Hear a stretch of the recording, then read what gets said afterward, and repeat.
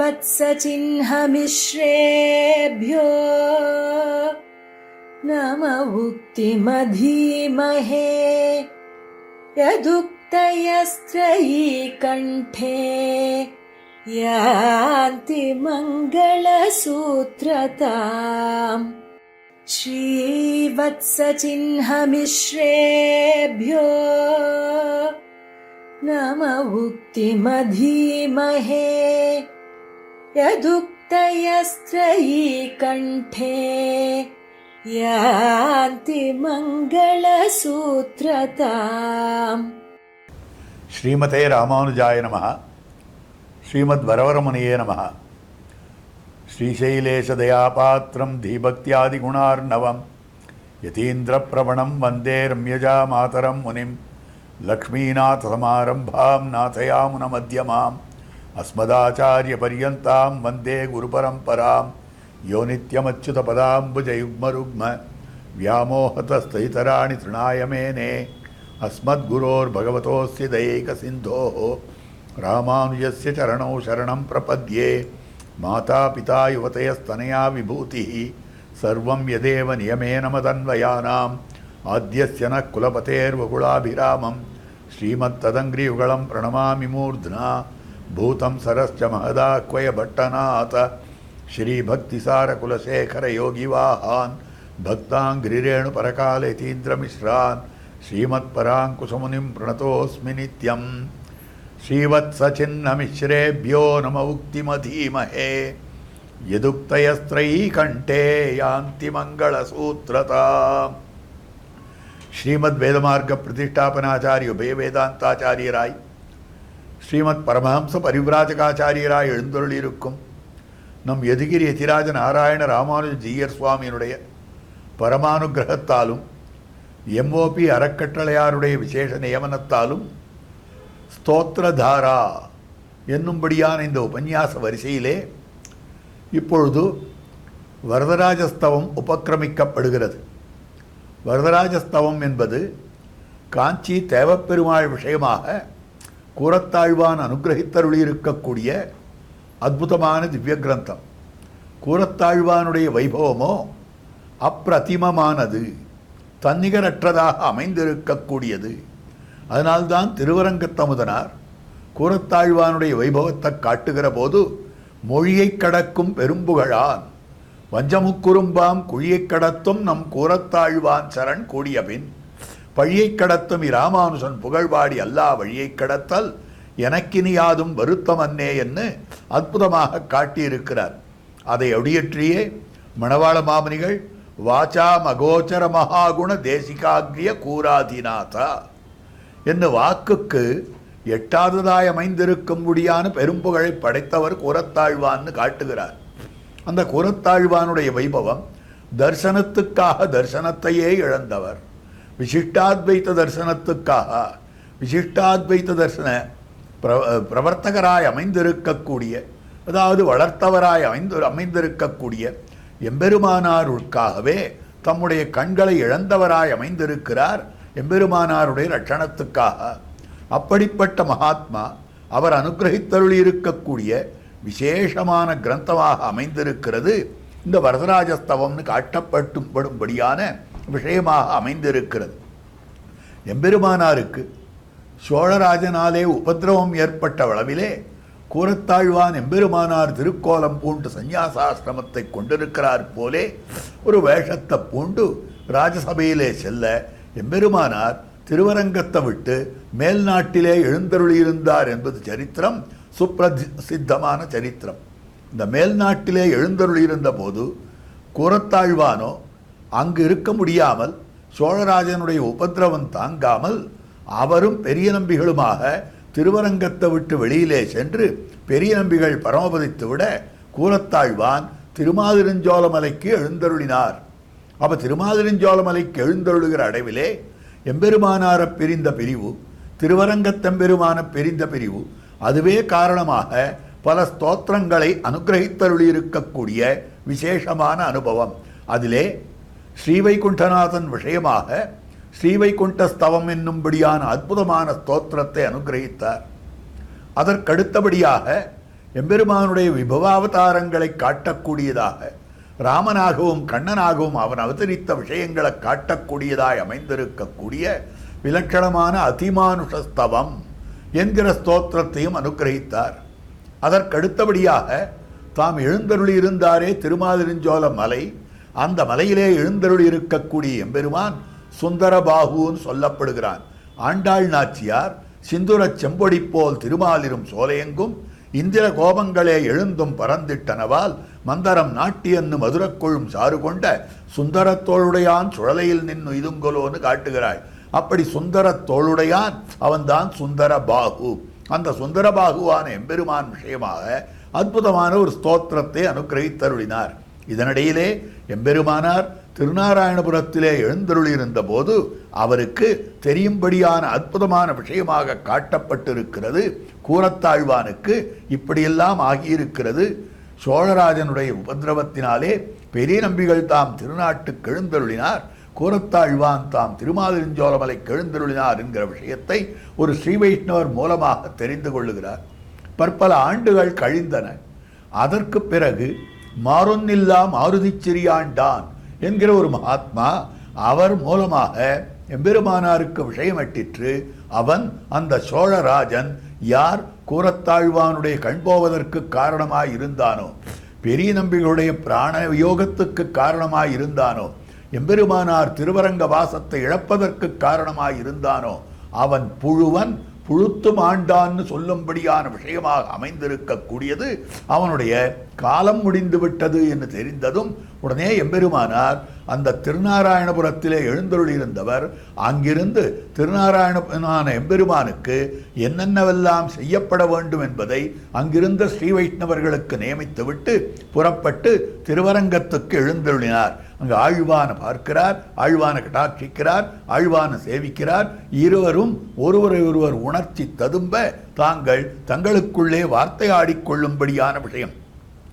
ஆழ்வான் கண் போயிற்றே, ஆழ்வான் கண் போயிற்றே என்ன எம்பெருமானார் வருத்தப்பட்டு தெரிவித்திருக்கக்கூடிய காலத்திலே ஆழ்வான் தெரிவிக்கிறார், எனக்கு இந்த ஊனக்கண்ணினால என்ன பிரயோஜனம்? ஞானக்கண் உட்கண் இருந்தால் போதும், என்னேனும் கட்கண்ணால் காணாத அவ்வுருவை நெஞ்சென்னும் உட்கண்ணேல் காணும் உணர்ந்து என்ன. அந்த உட்கண் இருந்தால் போதுமே, வெளிக்கண் எதற்குன்னு கேட்டார். இருந்தாலும் எம்பெருமானாருக்கு திருவுள்ளம்.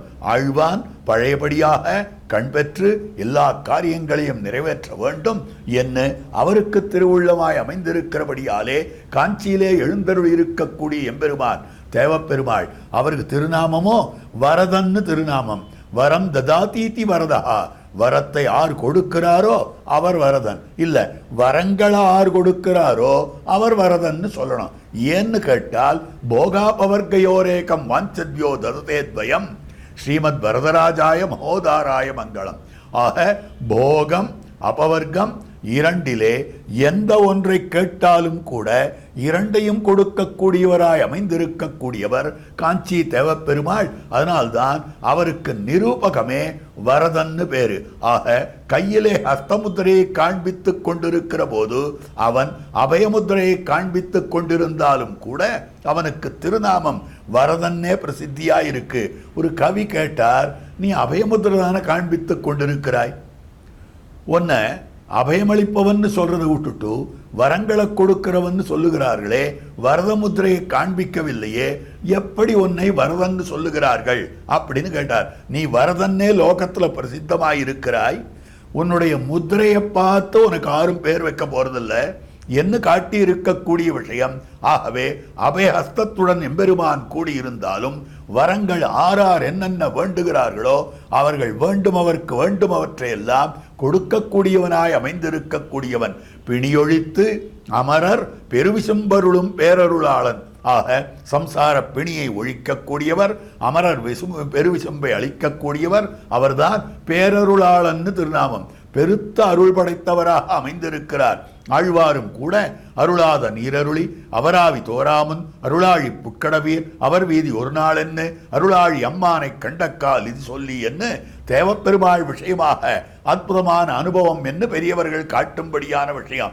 அப்படி பார்க்கிற பொழுது அருளே வடிவெடுத்தவனாய் அமைந்திருக்கக்கூடியவன் எம்பெருமான், கருணையே வடிவெடுத்தவனாய் அமைந்திருக்கக்கூடியவன் எம்பெருமான் பேரருளாளன் பேரருளாளன் என்று விசேஷமாக அனுபவிக்கும்படியான அனுபவம். அதனால்தான் வரந்தரும் மாமணி வண்ணன் வரதஹா அந்த சப்தத்துக்கு தமிழில் சொல்லணும்னா வரந்தரும் மாமணி வண்ணன், இதுவும் திருமங்கை ஆழ்வாருடைய பாசுரமாக அமைந்திருக்கிறது. அப்படிப்பட்டவரானபடியாலே அவர் விஷயமாக ஒரு ஸ்தோத்திரத்தை பண்ணி கண் கேட்க வேண்டும் என்று அதி நிர்பந்தம் பண்ணினார் எம்பெருமானார். ஆக எம்பெருமானார் உகப்புக்காக வரதராஜஸ்தவம் பண்ணப்பட்டது. அப்போ பார்க்கணும், வரதராஜஸ்தவத்துக்கும் ஆழ்வானுடைய மற்றைய ஸ்தவங்களுக்கும் என்ன வித்தியாசம்னு பார்த்தால், மற்றைய ஸ்தவங்கள் தன் வியதையை போக்கிக் கொள்ளுவதற்காக. ஆக ஆழ்வான் எம்பெருமானாரை விட்டு பிரிந்தார், துக்கம் தாங்கல. திருவரங்கத்தை விட்டு பிரிந்தார், துக்கம் தாங்கல. எம்பெருமானாருக்கு சிரமம் ஏற்பட்டது, துக்கம் தாங்கல. இத்தனை துக்கத்தை தாங்கிக் கொள்ளுவதற்காக, அந்த வியதை துக்கம் தீருவதற்காக ஸ்ரீவைகுண்ட ஸ்தவம், அதிமானுஷஸ்தவம், சுந்தரபாகுஸ்தவம் இந்த ஸ்தவங்களை எல்லாம் பண்ணியருளினார். ஆனால் எம்பெருமானாருடைய துக்கம் தீருவதற்காக பண்ணினது வரதராஜஸ்தவம். அப்போ வரதராஜஸ்தவம் எத்தனை வைபவம் மிக்கதாக அமைந்திருக்கக்கூடியது. அந்த ஸ்தவத்தை எழுதி தலை கட்டினார். உடனே காஞ்சிபுரத்தேர கூரத்தாழ்வான் எழுந்துருள பண்ணி கொண்டு வந்து இந்த ஸ்தவத்தை தேவப்பெருமாள் திருமுன்பு விண்ணப்பம் பண்ணி தேவரீர் அவரிடத்திலே கண் கேட்க வேண்டும் என்று தெரிவிக்க ததனுகுணமாக அதனை விண்ணப்பம் பண்ணுகிறார். அப்ப எம்பெருமானார் ஏதோ அந்நியபரராக மற்றொரு காரியார்த்தமாக வெளியிலே எழுந்துருளியிருந்த போது தேவப்பெருமாள் என்ன வேணும்னு கேட்க, அப்போ கூரத்தாழ்வானுடைய மகாகுணம் இதுதான். நாலூரானுக்கும் முக்தி நல்கினான் வாழியே என்று அப்படி அமைந்திருக்கக்கூடியது. நான் பெற்ற நன்மை நாலூரானும் பெற வேண்டும். ஆக நாலூரான் என்பான். அவன்தான் சொன்னான், நீ கண்டவாள் இடத்துல நீ கையெழுத்து வாங்கி என்ன பிரயோஜனம்? உன்னுடைய தெய்வத்துக்கு ஏத்தம் அதிகம் என்பதையும் பெருமானுடைய ஏத்தத்தை குறைப்பதிலேயும் நீ ஆசைப்படுகிறாயே. இது எல்லாரிடத்திலேயும் வித்வான்களிடத்திலே எல்லாம் நான் கையெழுத்து வாங்கி விடுகிறேன்னு வாங்குகிறாயே. வித்வான்களுக்குள்ளே சிறந்த வித்வானாக சொல்லார் தமிழொரு மூன்னும் சுருதிகள் நான்கும் எல்லையில்லா வரநெறி யாவும் தெரிந்தவராய் இருக்கக்கூடிய எம்பெருமானாரான ராமானுசராலே அங்கீகரிக்கப்படவில்லை என்னால் அதுக்கு அர்த்தமே இல்லையே. ஒன்றுனா அவரிடத்துல கையெழுத்து வாங்கு என்று அவன் தான் சொல்லி கொடுத்தான். அதற்கனுகுணமாகத்தான் ராமானுசரை அழைத்து வர ராஜா சேவகர்களை அனுப்பினான். ஆகவே ராமானுசர் ஊறவிட்டு போவதற்கும் கூரத்தாழ்வானுடைய கண் போவதற்கும் காரணபூதனானவன் நாலூரான். அப்ப அந்த நாலூரானுக்கு என்ன கிடைக்கும்னா ரௌரவாதி நரகந்தான் கிடைக்கும்.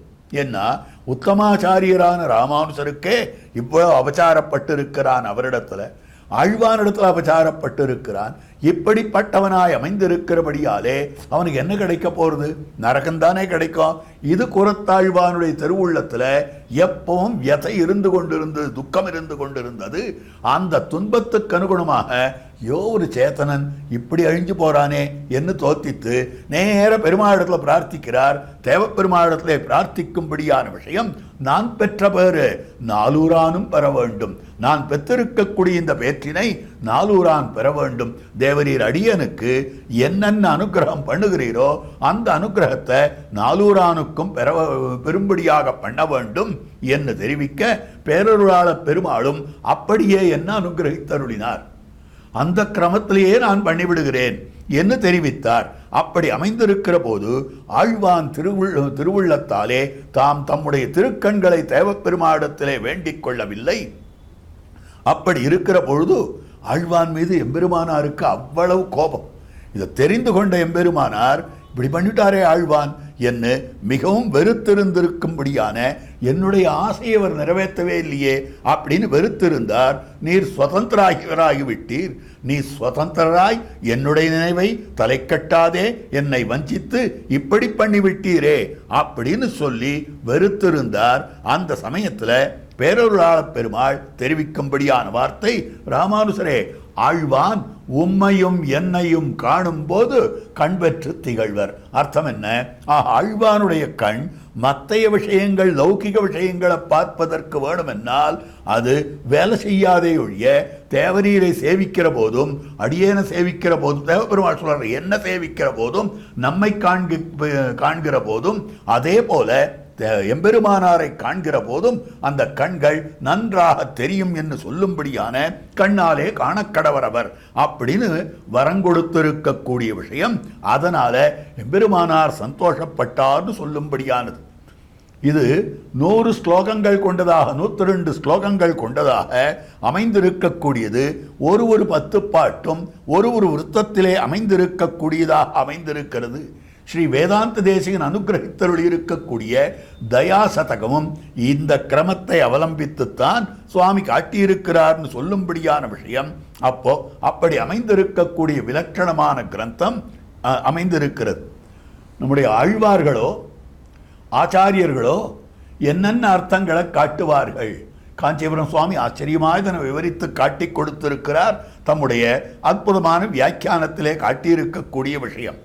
நம் ஆழ்வார்களும் ஆச்சாரியர்களும் அருளி செய்த பிரபந்தங்கள் எல்லாம் ரகசியத்ரயார்த்த விவரணமாய் இவ எப்பவும் எதில் ஈடுபட்டு இருப்பார்கள்னா பூர்வாச்சாரியர்கள் என்ன பண்ணுவார்கள் என்னால் இத்தையொழிய வேறொன்னால் காலக்ஷேபம் பண்ணி அறியார்கள். எந்த அர்த்தம் எடுத்துட்டாலும் இது திருமந்திரார்த்தம், இது துவயார்த்தம், இது சரமஸ்லோகார்த்தம், இது பிரணவார்த்தம், இது நமசப்தார்த்தம், இது நாராயணாய சப்தார்த்தம், இது அகாரார்த்தம், இது உகாரார்த்தம், இது மகாரார்த்தம், இப்படிதான் காட்டிக் கொண்டு வருவர்களே ஒழிய இத்தையொழிய வேறொன்றால் காலக்ஷேபம் பண்ணி அறியார்கள். ஆக திருமந்திரத்தை தவிர மத்தொன்னாலே இவர்கள் பொதுபோக்க மாட்டார்கள். அப்ப திருநெடுந்தாண்டு காலக்ஷேபம் பண்ண மாட்டாளா? திருப்பல்லாண்டு காலக்ஷேபம் பண்ண மாட்டாளா? என்னெல்லாம் கேட்டார்களே. ஆனால் எதை சொன்னாலும் எங்கெங்க அகாரார்த்தம் காட்டுறது, எங்கெங்க உகாரார்த்தம் காட்டுறது, எங்கெங்க பிரணவார்த்தம் சொல்லப்படுறது, எங்கெங்க நமஹா நாராயணாயா இத்தியாதியான அர்த்தங்கள் ஸ்ரீமத் சப்தார்த்தம் எங்கு காட்டப்படுகிறது அப்படின்னு சொல்லும்படியான விஷயமாக அமைந்திருக்கிறது. ஆக எதை சொன்னாலும் அர்த்த பஞ்சகத்தை தான் சொல்லுவார்கள். ஏன்னா இந்த 5 அர்த்தங்கள் அறிந்து கொண்டு விட்டோமே ஆனால் எல்லாம் தெரிந்ததாக ஆகிறது. பிராப்யஸ்ய பிரம்மணோ ரூபம் பிராப்துஷ்ச பிரத்யேகாத்மனஹ பிராப்தியுபாயம் பலம் பிராப்தேஹே ததா பிராப்தி விரோதிஜா வதந்தி சகலா வேதாக சேதியாச புராணகா முனையஸ்ச மகாத்மானஹா வேத வேதார்த்த வேதினஹா என்று சொல்லும்படியான அடையத்தக்கவனாயிருக்கக்கூடிய பகவத் ஸ்வரூபம், அடைபவனாயிருக்கக்கூடிய ஜீவஸ்வரூபம், அடைவிக்கும்படியான மார்க்கமாயிருக்கக்கூடிய உபாயஸ்வரூபம், அடைவொட்டாமல் தடுக்கக்கூடிய விரோதி ஸ்வரூபம், அடைந்தால் அனுபவிக்கக்கூடிய பலஸ்வரூபம், இந்த 5ஐயும் காட்டக்கூடியதுதான் சாஸ்திர சாரமே. எத்தனை வேதமாக இருந்தாலும், எப்படிப்பட்ட வேதாந்தமாக இருந்தாலும், எப்படிப்பட்ட மகர்ஷிகளாக இருந்தாலும், எப்படிப்பட்ட இதிகாச புராணங்களாக இருந்தாலும் கூட இந்த 5 அர்த்தத்தை சரியாக சொல்லிவிட வேண்டும்.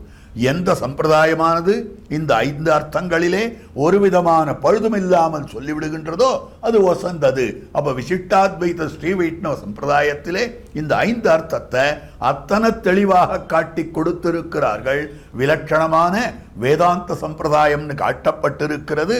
ஆக அப்படி இருக்கிற போது இதுல ஸ்ரீமன் நாராயணனே பரதத்துவம் பரஸ்வரூபம் சொல்லியாச்சு. அதை இது அற்புதமாக காட்டி கொடுத்திருக்கிறார் வரதராஜஸ்தவத்திலே. அடுத்தபடியாக இந்த ஆத்மா எப்படிப்பட்டவன்னா அவனை தவிர மற்றொருத்தருக்கு சேஷப்படுவதற்கும் தகுதி இல்லாதவன் என்று தாசிய ரசத்தை பற்றி விசேஷமாக காட்டி கொடுத்திருக்கிறார் கூறத்தாழ்வான் வரதராஜஸ்தவத்தில். அதனால் அமைந்திருக்கக்கூடிய விஷயம். அதற்கடுத்தபடியாக தத்வைத்த புருஷார்த்தம். ஆக ஹீதம் எது உபாயம் எதுன்னா அந்த எம்பெருமான் தான் உபாயமாக அமைந்திருக்கக்கூடியவன். ஆக தன் நிவிருத்திக்கும், அதாவது கைங்கரியம் பரமப்பிராபியமாக பலன் கைங்கரியம் என்னும்படியான அந்த விஷயத்தை குணானுபவ ஜனித்த பிரீத்திகாரித்த கைங்கரியம் பகவத் கல்யாண குணங்கள் அபாரமா வர்ணித்து காட்டியிருக்கிறார். கல்யாண குணத்தாலே இருக்கக்கூடிய எம்பெருமான் விஷயத்திலே விளையும்படியான பிரீத்தி அதுவும் வர்ணித்து காட்டப்பட்டிருக்கிறது. அதனாலே பண்ணப்படும்படியான தாஸ்யம் கைங்கரியம் இருக்கிறதே அதையும் விசேஷமாக காட்டியருளுகிறார். அப்படி காட்டியருளுகிற போது பலஸ்வரூபம் கைங்கரியம்னு சொன்னார். அந்த பலன் ஏன் கிடைக்கிறது இல்லைன்னா அது நம்முடைய அகங்கார மமகாரத்தாலே. அதனால அகங்கார மமகாரங்கள் அதனுடைய விரோதி அப்படின்றதையும் வரதராஜஸ்தவத்தில் காட்டி கொடுக்கிறார் கூறத்தாழ்வான். அதுவும் சொல்லப்படுகிறது. சரி, அந்த விரோதி போகணும், கைங்கரியமாகிற பலன் கிடைக்கணும், அதுக்கு என்ன உபாயம் அப்படின்னு சொன்னால் சர்வேஸ்வரனான எம்பெருமானுடைய திருவடித்தாமரைகளே பரிபூர்ண உபாயமாக அமைந்திருக்கக்கூடியது. அப்போ பரதத்துவம் தேவப்பெருமாள், இந்த ஜீவாத்மாவனுடைய ஸ்வரூபம் அந்த தேவப்பெருமாளுக்கு அடிமையாக இருத்தல், புருஷார்த்தம் அந்த தேவப்பெருமாளுக்கு கைங்கரியம் பண்ணுதல், அதற்கு விரோதி அகங்கார மமகாரங்கள். அந்த விரோதி போய் கைங்கரியம் கிடைக்க வேண்டுமென்னால் அந்த தேவப்பெருமாளே உபாயம். ஆக தேவப்பெருமாள் தத்துவம், தேவப்பெருமாள் ஹிதம், தேவப்பெருமாள் புருஷார்த்தம் என்பதை வரதராஜஸ்தவம் என்னும்படியான அற்புதமான கிரந்தத்திலே காட்டி கொடுத்ததாய் அமைந்திருக்கக்கூடிய விலட்சணமான ஒரு பிரபந்தமாக இருக்கிறது அந்த வரதராஜஸ்தவம் என்பது. இதுக்கு மேல மற்றொரு அர்த்தமும் சில பெரியவர்களாலே காட்டப்பட்டிருக்கிறது. ஆக இதுல முதல்ல ஸ்லோகம் எப்படி அமைந்திருக்கிறதுனா, முதல்ல தெரிவிக்கும்படியான ஸ்லோகம் மங்களாச்சரணம். ஆக மங்களாச்சரணமாக ஸ்வஸ்தின்னு ஆரம்பிக்கிறதோ இல்லையோ, அதனால மங்களாச்சரண ஸ்லோகம்னு காட்டப்பட்டிருக்கிறது. அடுத்தபடியாக இரண்டாவது ஸ்லோகத்திலேயே, ஏனென்னால் நம்முடைய ஆச்சாரியர்களோ ஆழ்வார்களோ துவயார்த்த விசதீகரணம் பண்ணுகிறார்கள். திருவாய்மொழியினுடைய அர்த்தம் அதனை பெரியவர்கள் காட்டி கொடுத்திருக்கிறார்கள். துவயார்த்தம் தீர்க்க சரணாகதி என்னது சார சங்கிரகத்திலே. ஆக துவயார்த்தம் தீர்க்க சரணாகதி திருவாய்மொழி இருக்கிறதே அது துவயத்தினுடைய அர்த்தத்தை சொல்லும்படியானது என்பதை விபுலமாக காட்டி கொடுத்திருக்கிறார்கள் நம்முடைய ஆச்சாரியர்கள். 10 பத்துக்கள் அமைந்திருக்கின்றன. துவயத்தில் 10 அர்த்தங்கள் காட்டப்பட்டிருக்கின்றன. நேத்திருத்வம், நித்தியயோகம், சமுச்சித குணஜாத்தம், தனுக்கியாபனம் ச, உபாயம் கர்த்தவிய பாகம் தமிதுனபரம் பிராபியமேவம் பிரசித்தம், சுவாமித்வம் பிரார்த்தனாம் ச பிரபலதர விரோதி பிரகாணம் தசைத்தான் என்று மந்தாரம் திராயத்தே சேத் யதிகத நிகம ஷட்பதோயம் திகண்டா என்று பராசர பட்டர் காட்டி கொடுத்திருக்கிறார் அஷ்டஸ்லோகியிலே. அப்படி இருக்கக்கூடிய 10 அர்த்தங்கள் 10 10 அப்படின்னு நிரூபித்து காட்டப்பட்டிருக்கிறது. அதை தவிர முதல் 3 பத்துக்களாலே துவயத்தினுடைய உத்தரகண்டார்த்தம் காட்டப்படுகிறது. மேல் 3 பத்துக்களாலே துவயத்தினுடைய பூர்வகண்டார்த்தம் காட்டப்படுகிறது. ஸ்ரீமன் நாராயண சரணோ சரணம் பிரபத்தியே 4ஆம் பத்து, 5ஆம் பத்து, 6ஆம் பத்து என்னும்படியான 3 பத்துக்களிலே ஆழ்வார் காட்டி கொடுத்திருக்கிறார். அதே மாதிரி முதற் 10, 2ஆம் பத்து, 3ஆம் பத்து, இந்த 3 பத்துக்களிலே ஸ்ரீமதே நாராயணாய நமஹா என்கிற அர்த்தத்தை காட்டி கொடுத்திருக்கிறார். அதற்கு உபயோகியா இருக்கக்கூடிய கல்யாண குணங்களை எல்லாம் மேல் 4 பத்துக்களாலே காட்டுகிறார். இப்படியும் ஒரு நிர்வாகம் காட்டி கொடுத்திருக்கிறார்கள் நம் பூர்வர்களான பெரியவர்கள், நம்பிள்ள முதலான பூர்வாச்சாரியர்கள். அப்ப பார்க்கிற பொழுது இந்த அர்த்தங்களை எல்லாம் வைத்துக் கொண்டு பார்ப்போமேயானால், ஆக துவயார்த்தத்தை காட்டுவது திருவாய்மொழியில் தெரிவிக்கப்பட்டிருக்கக்கூடிய விஷயம். ஆழ்வார் இந்த துவயார்த்தத்தை திருவேங்கடமலையிலே காட்டி கொடுத்திருக்கிறார். திருவேங்கடமுடையான் திருவடித்தாமரைகளிலே பண்ணும்படியான கைங்கரியம்தான் புருஷார்த்தம் என்பதை ஒழிவில் காலமெல்லாம் என்னும்படியான அற்புதமான விஷயமாக காட்டி கொடுத்திருக்கிறார். அதுக்கு உபாயம் அகலகில்லே நிறையமென்னு என்னும்படியான பாசுரத்திலே திருவேங்கடமுடையான் திருவடித்தாமரைகளேன்னு காட்டி கொடுத்தார். ஆக துவயார்த்த பிரதிபாத்தியன் திருவேங்கடமுடையான். இது ஆழ்வார் காட்டியிருக்கக்கூடிய விஷயம். ஆளவந்தார் துவயார்த்த பிரதிபாத்தியன் ஆர்னு கேட்டால் பெரிய பெருமாள் திருவரங்கத்தெம்பெருமான் அப்படின்னு சொல்லும்படியான விஷயம்.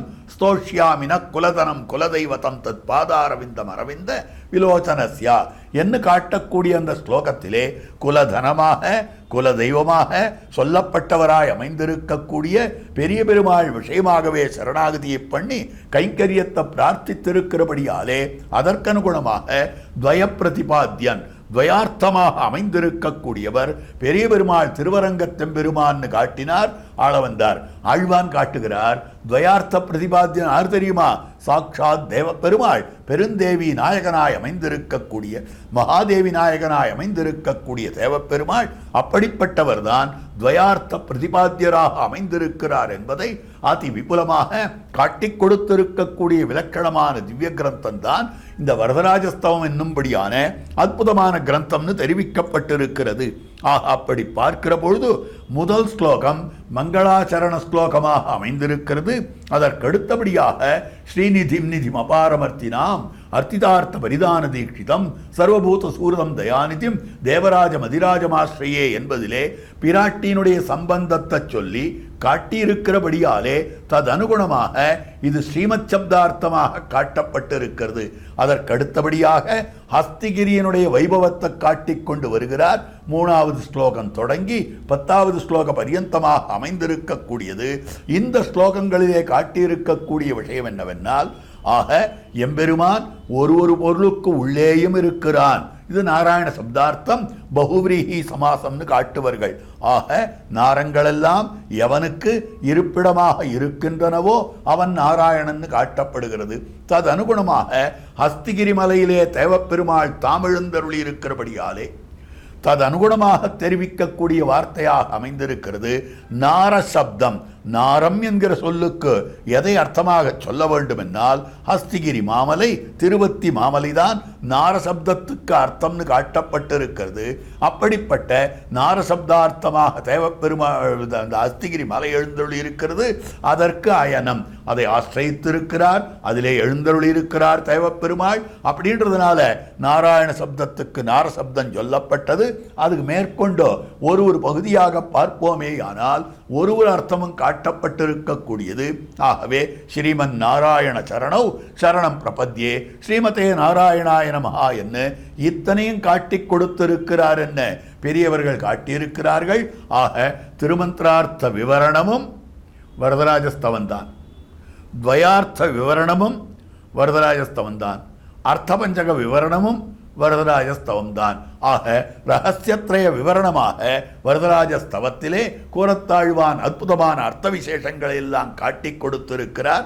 ஆக இப்படி பார்க்கிற பொழுது இத்தகைய பெருமை வாய்ந்திருக்கக்கூடிய இந்த கிரந்தத்தினுடைய அனுபவம்தான் தொடர்ந்து வரப்போகிற அனுபவங்களாக பல மகனீயர்கள் சாதிக்க இருக்கிறார்கள்.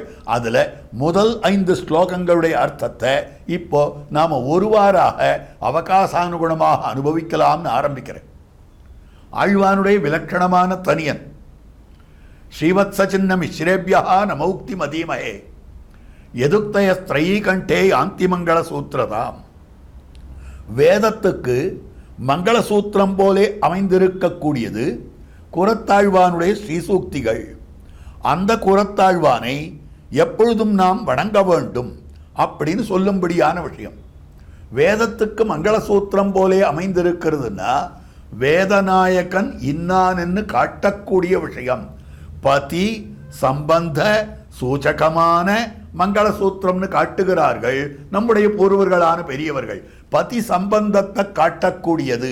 ஆக ஒரு பதியோடு பர்த்தாவோடு சம்பந்தம் பெற்றிருக்கக்கூடிய பெண் பிள்ளை இவள் என்பதற்கு எது அடையாளம்னா அவளுடைய கழுத்திலே அமைந்திருக்கக்கூடிய மங்களசூத்திரம் அடையாளம் பெரியவர்கள் காட்டியிருக்கிறார்கள். ததனுகுணமாக பார்க்கிற பொழுது வேத மாது, வேதம் என்பது ஒரு பெண்ணாக உருவகிக்கப்பட்டிருக்கிறது. அந்த பெண்ணாக உருவகிக்கப்பட்டிருக்கக்கூடிய வேதத்துக்கு மங்களசூத்திரம் கட்டி வைத்தவர் யார் என்னால் பெருமானை கொண்டு மங்களசூத்திரத்தை கட்டுவித்தவராய் அமைந்திருக்கக்கூடியவர் கூரத்தாழ்வான்.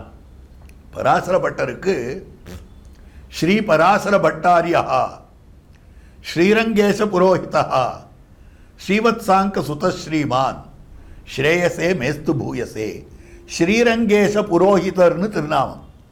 திருவரங்கத்தெம்பெருமானுடைய புரோஹிதர். புரோஹிதருடைய வேலை என்னன்னா இந்த பௌரோஹித்யம் பண்ணி வைத்தல்.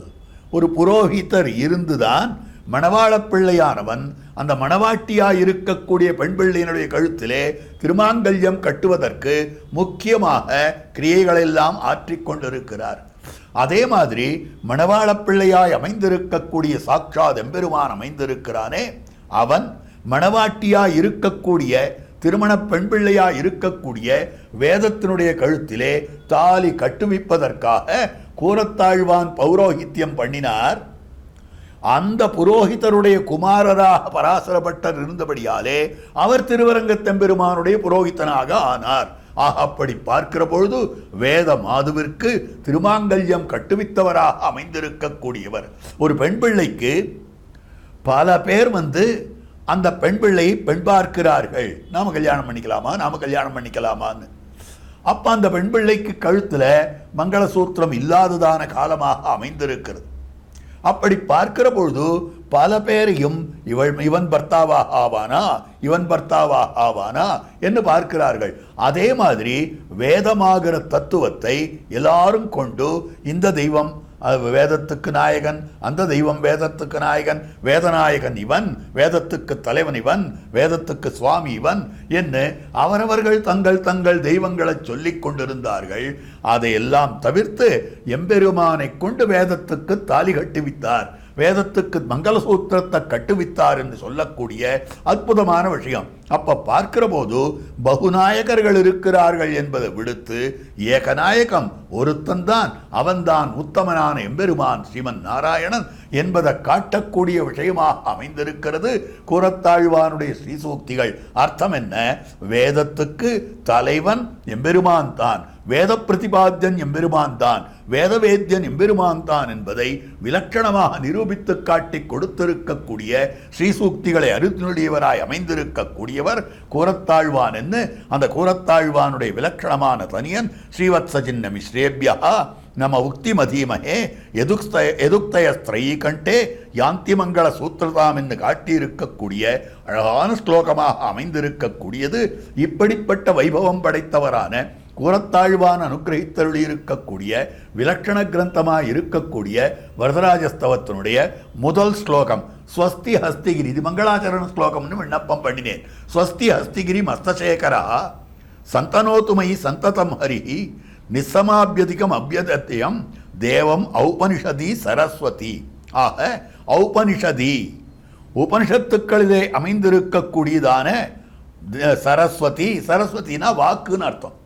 உபனிஷத்துக்களிலே இருக்கக்கூடிய வார்த்தைகள், உபனிஷத்திலே இருக்கக்கூடிய சப்தங்கள், உபனிஷத் சொல்லும்படியான அர்த்தங்கள் எம் தேவனை, எந்த எம்பெருமானை சொல்லுகின்றனவோ. ஆக உபனிஷத் பிரதிபாத்தியனாக எம்பெருமான் தேவப்பெருமாள் எழுந்தருளி இருக்கிறார். அந்த உபனிஷத் அந்த எம்பெருமானை எப்படி சொல்லுகிறதுன்னு பார்க்கணும். ஆக உபனிஷத்துக்கள் பலபடியாக எம்பெருமானை சொல்லுகின்றன.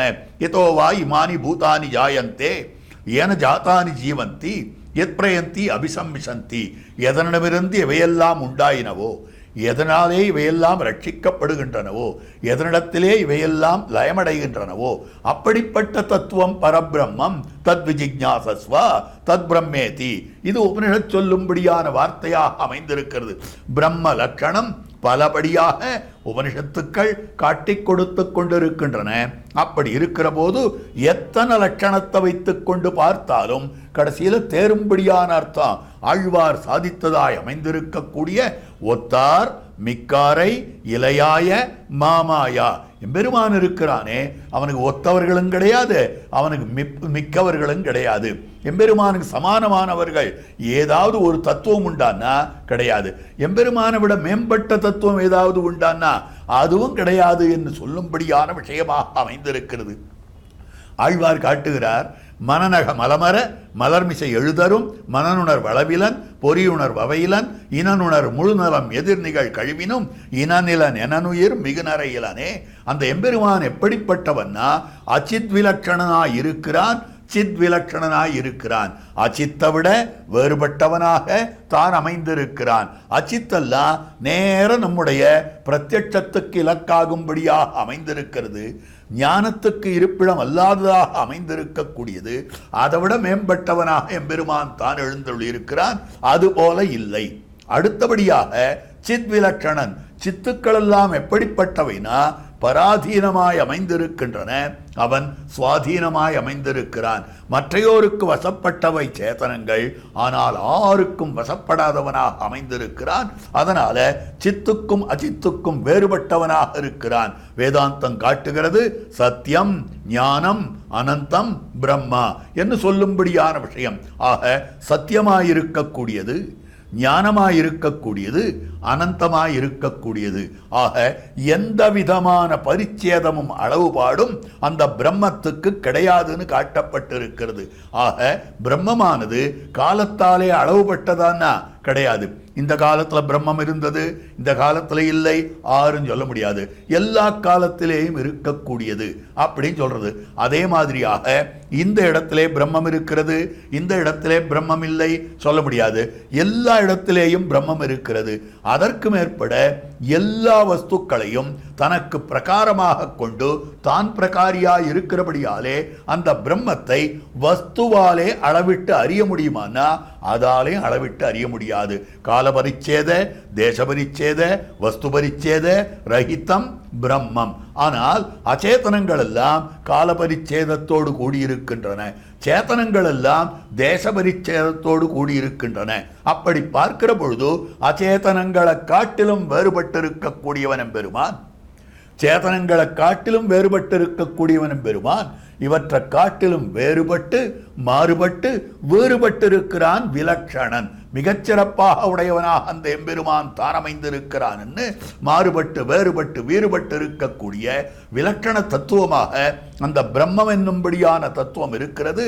ஆக காலத்தாலே அளவிட முடியாது, தேசத்தாலே அளவிட முடியாது, வஸ்துவாலே அளவிட முடியாது. அப்படி இருக்கக்கூடிய தத்துவமாக இருக்கிறது. அப்போ அதுக்கு சமானமான தத்துவமே யாரும் கிடையாது. அதனால்தான் கீதாச்சாரியன் தாம் காட்டக்கூடிய அழகான திருவாக்கு அமைந்திருக்கிறது விலட்சணமாக. அதாவது ஆளவந்தார் கீதார்த்த சங்கிரகத்திலே புருஷோத்தம யோகத்தினுடைய அந்த சங்கிரகத்தை காட்டும்படியான ஸ்லோகத்திலே வியாபனாத்து பரணாத்து சுவாமியாத்து அந்யஹா பஞ்சதசோதிதா 15வது அத்தியாயத்தில் எம்பெருமான் சிதச்சித் விலட்சணம்னு காட்டப்பட்டிருக்கிறது. எங்கும் வியாபித்திருக்கிறபடியாலே, அனைத்தையும் தாங்கிக் கொண்டிருக்கிறபடியாலே, அனைத்துக்கும் சுவாமியாய் அனைத்தையும் தனக்கு சொத்தாக கொண்டிருக்கிறவனானபடியாலே அப்படிப்பட்டவன் அந்யஹா வேறுபட்டவன் சொல்லப்படுகிறான். கீதாச்சாரியன் காட்டுகிறார், அந்த அர்த்தத்தை தான் ஆளவந்தார் காட்டுகிறார். உத்தம புருஷஸ்து அந்யஹா பரமாத்மேத்யுதாகிருதா யோ லோகத்ரயம் ஆவிஷ்ய பிபர்த்தி அவ்யய ஈஸ்வரா. உத்தம புருஷத்து அவன்தான் புருஷோத்தமன். பரமாத்மேத்யுதாகிருதா அவன்தான் பரமாத்மான்னு சொல்லப்பட்டவனாக அமைந்திருக்கிறான்.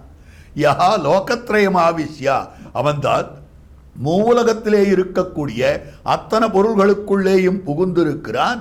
பிபர்த்தி தாங்கிக் கொண்டிருக்கிறான். அவ்யயா அழியாதவனாய் அமைந்திருக்கிறான். எல்லாரையும் நியமித்துக் கொண்டிருக்கக்கூடியவன். அப்ப பார்க்கிற பொழுது அவனுக்கு சமானமாக ஆறாவது உண்டா? கிடையாது. அவனுக்கு சமானமாக அச்சித்தும் கிடையாது, அவனுக்கு சமானமாக சித்தத்துவமும் கிடையாது. அப்போ இது ரெண்டையும் தனக்கு வசப்படுத்தி கொண்டு தான் மேலோங்கி நிற்கிறான். ஆகவே அவனுக்கு சமானமும் கிடையாது, அவனை விட மேம்பட்டவர்களும் கிடையாது. அதனால ஒத்தார் மிக்காரை இலையாய மாமாயா. இதைத்தான் வேதாந்தம் காட்டுறது. நதத் சமஸ்ச அபியதிகஸ்ய திருஷ்யதே. அந்த எம்பெருமானுக்கு சமானமானவனும் கிடையாது, அவனுக்கு மேம்பட்டவர்களும் கிடையாது. இதைத்தான் கீதாச்சாரியனை நோக்கி அர்ஜுனன் சொல்லும்படியான வார்த்தை நத்வத் சமோஸ்தி அபியதிக குதோன்யா. எம்பெருமானே, உனக்கு சமானமானவர்களே யாரும் கிடையாது, உனக்கு மேம்பட்டவர்கள் யார் இருக்க முடியும் என்று கேட்கக்கூடிய வார்த்தை அர்ஜுனனுடைய வார்த்தையாக அமைந்திருக்கிறது. நதத் சமஸ்யாபியதிகஸ்ய திருஷ்யத்தே. அந்த வேத வாக்கியம்தான் கீதோபனிஷத் வாக்கியமாக அமைந்திருக்கக்கூடியது.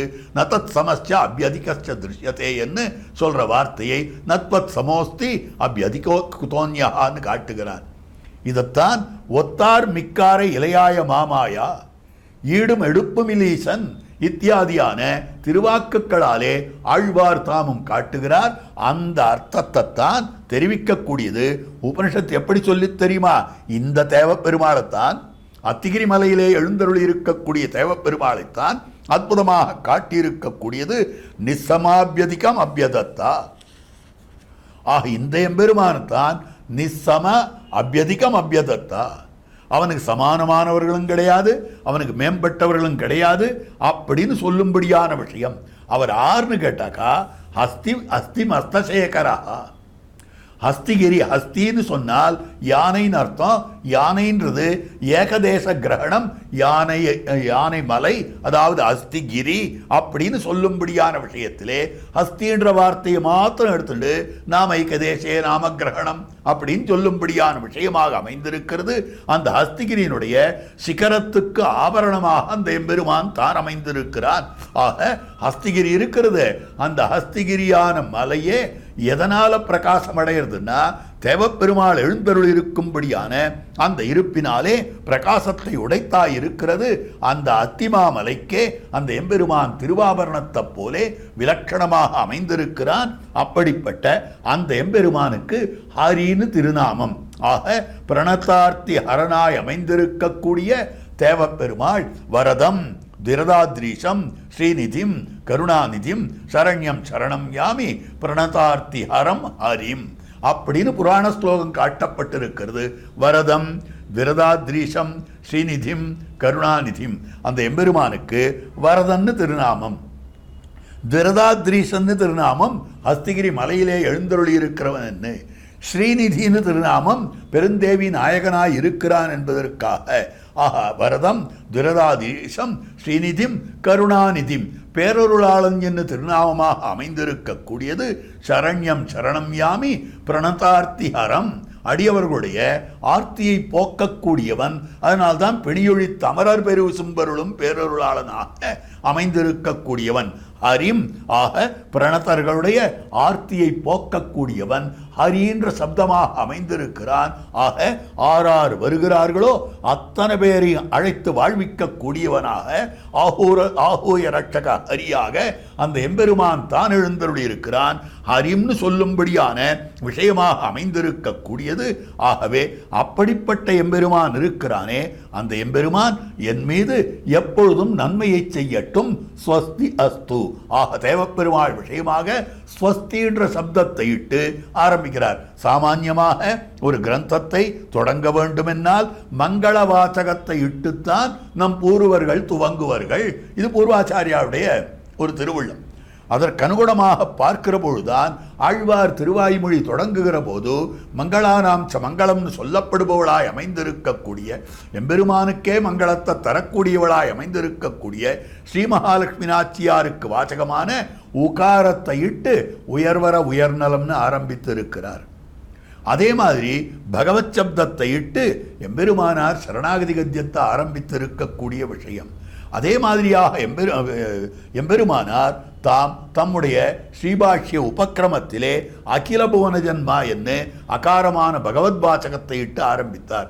அதே மாதிரி மங்களம்ன்ற சப்தத்தை இட்டே ஆரம்பித்திருக்கக்கூடிய அற்புதமான முதல் ஸ்லோகம் தான் ஸ்வஸ்தி அஸ்திகிரி மஸ்தசேகரா சந்தனோதுமயி சந்ததம் ஹரிஹி நிசமாபியதிகம் அபியதத்தயம் தேவம் ஔபனிஷதி சரஸ்வதி என்று தெரிவித்திருக்கக்கூடியது முதல் ஸ்லோகமாக அமைந்திருக்கிறது. மொத்தம் 5 ஸ்லோகத்தினுடைய அனுபவம். அதில் முதல் ஸ்லோகத்தினுடைய அனுபவம் ஆயிற்று. அடுத்த ஸ்லோகம் ஸ்ரீநிதிம் நிதிம் அபாரமர்த்தினாம் அர்த்திதார்த்த பரிதான தீட்சிதம் சர்வபூத சுகிருதம் தயாநிதிம் தேவராஜம் அதிராஜம் ஆசிரியே. அந்த தேவப்பெருமாளுடைய திருவடித்தாமரைகளை நான் ஆசிரியே அடிபணிகிறேன். அந்த தேவப்பெருமாள் எப்படிப்பட்டவர்னா ஸ்ரீநிதிம். ஆக ஸ்ரீநிதின்ற சப்தத்துக்கு ஸ்ரீன்ற சப்தத்துக்கே 2 விதமான 6 விதமான விற்பத்திகள் காட்டப்பட்டிருக்கின்றன. இதில் 2 விதமான விற்பத்திகள். நாம ஆசிரியிப்பதற்கு பாங்காக மகாலட்சுமி நாச்சியார் தாம் அமைந்திருக்கிறாள், நம்மாலே ஆசிரியிக்கப்படுகிறாள். அப்போ நம்மிடத்துல எத்தனை கருணையோடு கூடியிருக்க வேண்டும். அதே சமயத்தில் தான் எம்பெருமானை ஆசிரியித்திருக்கிறாள். அப்ப பார்க்கிற பொழுது அவனிடத்திலே பரதந்திரையாக தான் அமைந்திருக்கக்கூடிய விஷயம். அப்படி பார்க்கிற பொழுது நம்மாலே ஆசிரியிக்கப்படுகிறாள். அவள் தான் அவனை ஆசிரியித்திருக்கிறாள் என்ன ஸ்ரீயத்தே ஸ்ரேயத்தை தி ஸ்ரீஹி என்கிற 2 விற்பத்திக்கு அனுகுணமாக காட்டியிருக்கக்கூடிய விஷயம். ஆக நாம் அவளை கொண்டு சொரூப லாபம் பெறலாம், அவள் எம்பெருமானை கொண்டு சொரூப லாபம் பெறுகிறாள். இதெல்லாம் ரகசிய கிரந்தங்கள்ல பூர்வாச்சாரியர்கள் காட்டி கொடுத்திருக்கக்கூடிய அர்த்தம். ஆக அந்த பெரிய பிராட்டியாருக்கு நிதியை போலே இருக்கிறான், செல்வமாகத்தான் அமைந்திருக்கிறான். அதனால்தான் ஸ்ரீநிதின்னு எம்பெருமான் தான் சொல்லப்படுகிறான். ஸ்ரீயான பெரிய பிராட்டியாருக்கு நிதியாக ஒரு பெருஞ்செல்வமாக தான் அமைந்திருக்கிறான். திருமங்கையாழ்வார் பாசுரம் காட்டினார். திருவுக்கும் திருவாகிய செல்வா தெய்வத்துக்கரசே செய்ய கண்ணா உருவச் செஞ்சுடர் ஆழிவல்லானே உலகுண்ட ஒருவா திருமார்பா ஒருவர் காத்தி உய்யும் வகையென்னால் உடனின் நைவர் என்னுள் புகுந்து ஒழியாதருவித்தின்றிட அஞ்சினின் அடைந்தேன் அழுந்தூர் மேல் திசை அம்மானே திருவுக்கும் திருவாகிய செல்வா. ஆக அவனை சொல்லுகிற போது திருவுக்கும் திருவாகிய செல்வன்னு காட்டுகிறார். ஸ்ரீயஸ்ரீ ஸ்ரீரங்கேசையா. இவாளையெல்லாம் சொல்லும்படியான வார்த்தை உதார வாக்குகள். உதார வாக்குகள்னு காட்டக்கூடியது. என்ன உதாரியம் மிக்க இருக்கக்கூடிய வாக்குகள். பகவத் தத்துவத்தை நிரூபித்து அவனுக்கு நிரூபகமே பிராட்டியினுடைய சம்பந்தம், சொரூப நிரூபக தர்மம்னு சொல்லலாம் போலே சொல்லுவதாக அமைந்திருக்கக்கூடியது. அவனுடைய சொரூபத்தை எது நிரூபித்து தருகிறதுனா ஆர் ஸ்ரீயப்பதியோ அவன் பரதத்துவம். ஆக பிராட்டிக்கு நாதனாயிருக்கக்கூடியவன் பரதத்துவம்னா இன்னொரு தத்துவத்துக்கு அது கிடையாது. இல்லையோ அந்த வைபவம் பெருமானுக்கு ஒருவனுக்கு மாத்திரம்தானே உண்டு. அதனால்தான் நம்முடைய ஆச்சாரியர்கள் கிரந்தங்களை தொடங்குகிற போதே ஸ்ரீயப்பதியாய் ஸ்ரீயப்பதியாய் என்ன அவனுக்கே இருக்கக்கூடிய அடையாளம் இதுன்னு காட்டி கொடுக்கக்கூடியதாய் அமைந்திருக்கிறது. அதைத்தான் ஸ்ரீநிதிம் நிதிம் அபாரமர்த்தினாம். 2வது நித்திய யோகம்னு மற்றொரு அர்த்தத்தையும் காட்டுகிறார்கள். பிராட்டியோடு எம்பெருமான் எப்பொழுதும் சேர்ந்தே இருக்கிறான். ஆக நித்திய சந்நிதி பண்ணி கொண்டிருக்கிறாள். இதைத்தான் ஸ்ரீமது. இந்த மதுப்பாலே நித்திய யோகம் சொல்லுகிறது என்ன துவயார்த்த பிரகரணத்திலேயும் நம்முடைய ஆச்சாரியர்கள் தாங்கள் காட்டுகிறார்கள். அப்ப பார்க்கிற பொழுது பிராட்டியோடு சேர்ந்தே எம்பெருமான் இருக்கிறான். ஆக பிரித்து நிலையில்லை. பெருமானை விட்டு பிராட்டியை பிரித்து பார்க்க முடியுமான்னா ஒரு நாளும் பிரித்து பார்க்க முடியாது. பிராட்டி தாமும் காட்டியிருக்கக்கூடிய வார்த்தை, பெருமான் தாமும் தெரிவித்திருக்கக்கூடிய வார்த்தை அனன்யா ராகவேணாகம் பாஸ்கரேண பிரபாயதா. ஒரு நாளும் நான் ராமனை விட்டு பிரிந்தவளன்னு எப்படி சூரியனை விட்டு ஒளி பிரியாதோ அதே போலன்னு காட்டுகிறார்கள். அதே போலத்தான் பெருமான் தானும் கூட அனன்யாகி மயா சீதா பாஸ்கரேண பிரபாயதா. சீதா பிராட்டியானவள் என்னை விட்டு பிரிந்தவளன்னு எப்படி சூரியனை விட்டு ஒளியானது பிரிவதில்லையோ என்று ஒரே திருஷ்டாந்தத்தை 2 பேரும் காட்டி கொடுத்திருக்கிறார்கள். அப்படி பார்க்கிற போது பிரபையையும் பிரபாவானையும் போலே ஒளியுள்ள சூரியன் அதனுடைய ஒளி 2 எப்படி ஒன்றை விட்டு ஒன்று பிரிந்திருக்காதோ அதே மாதிரி ஸ்ரீயை விட்டு பிரான் பிரிந்திருக்க மாட்டான், பதி பிரிந்திருக்க மாட்டான், பதியை விட்டு ஸ்ரீ பிரிந்திருக்க மாட்டாள். 2 பேரும் சேர்ந்தே இருக்கக்கூடிய நிலை அதுதான் நித்திய யோகம். இந்த நித்திய யோகத்தால நமக்கென்ன லாபம்னு கேட்டார்கள். எப்போ வேணாலும் ஆசிரியிக்கலாம். அதனால்தான் ஆசிரியேன்னு சொல்றார். ஸ்ரீநிதியானபடியாலே ஆசிரியிக்கிறேன். அவன் ஸ்ரீநிதியாக அமைந்திருக்கிறான், அதனால் அவன் திருவடித்தாமர்களை ஆசிரியிக்கிறேன். அப்படின்னா என்ன அர்த்தம்? அவன் எப்ப ஆசிரியித்தாலும் நாம் நம்முடைய பாபங்களை கண்டு பயப்படவே வேண்டியதில்லை. ஐயோ இவ்வளவு பாவம் பண்ணியிருக்கோமே, பெருமான் தண்டிப்பானோ என்னமோ, நாம் என்ன பண்ணுறது, அவன் முன்னால் போகிறதா என்று பயப்படாமல் அந்த நாச்சியார் தாமிழந்தருள் இருக்கிறபடியாலே ததனுகுணமாக அவன் ஸ்ரீநிதியாக அமைந்திருக்கிறபடியாலே ஒரு நாளும் நமக்கு வீழ்ச்சி கிடையாது. பிராட்டியை முன்னிட்டு கொண்டு சென்றோமே ஆனால் ததனுகுணமாகத்தான் ஆசிரியனத்துக்கு பிராட்டி சந்நிதி வேண்டும். இதைத்தான் ஸ்ரீபாஞ்சராத்திர சாஸ்திரமும் காட்டக்கூடிய வார்த்தையாக அமைந்திருக்கிறது. லக்ஷ்மியாசக ரிஷிகேசா தேவ்யா காருண்ய ரூபையா ரட்சக சர்வசித்தாந்தே வேதாந்தே பிச்ச கீயத்தே. அந்த எம்பெருமான் ரட்சகன். எதனாலன்னா பிராட்டியினுடைய சந்நிதி. ரட்சிக்கும் போது பிராட்டி சந்நிதி வேண்டுகையாலேன்னு காட்டப்பட்டிருக்கிறது. அவன் ரட்சகன்னு சொன்னா பிராட்டியோடு கூடியிருக்கான்னு தானே சொல்லணும். அப்படி இருக்கிறபடியாலே ரட்சிக்கும் போது பிராட்டி சந்நிதி வேண்டுகையாலே இதில் ஸ்ரீ சம்பந்தமும் அனுசந்தேயம்னு காட்டியிருக்கக்கூடிய விஷயம். அதற்கனுகுணமாக ஸ்ரீநிதிம் நிதிம் அவன் ஸ்ரீயப்பதியாய் அமைந்திருக்கிறான். அதனால்தான் அர்த்திதாம் அபாரம் நிதிம். ஆக அவன் ஸ்ரீநிதியாய் இருக்கிறான். யார் யார் அவனிடத்துல வந்து கையேந்தராளோ அவளுக்கெல்லாம் அபார கடக்க முடியாததான செல்வமாக அமைந்திருக்கிறான். கடக்க முடியாததான செல்வமாக அமைந்திருக்கிறவன். சரி, கடக்க முடியாத செல்வம் அவன் இருக்கிறான். அவன் என்ன கொடுப்பான்னா எதை வேணும்னாலும் கொடுத்துருவான். அதனால்தான் அர்த்திதார்த்த பரிதான தீட்சிதம். யார் யார் என்னென்ன கேட்கிறார்களோ அவர்களுக்கு அத்தனையும் கொடுத்து விடும்படியான விஷயம். ஆக திருவரங்க பெருமாளரையர் வந்து தன்னுடைய உத்தம சொத்தாக இருக்கக்கூடிய தேவப்பெருமாளுடைய உயர்ந்த சொத்தாக அமைந்திருக்கக்கூடிய உத்தமரான பெரியவர் ராமானுசன் எம்பெருமானார். அவரை கேட்டார், கொடுத்துட்டாரோ இல்லையோ.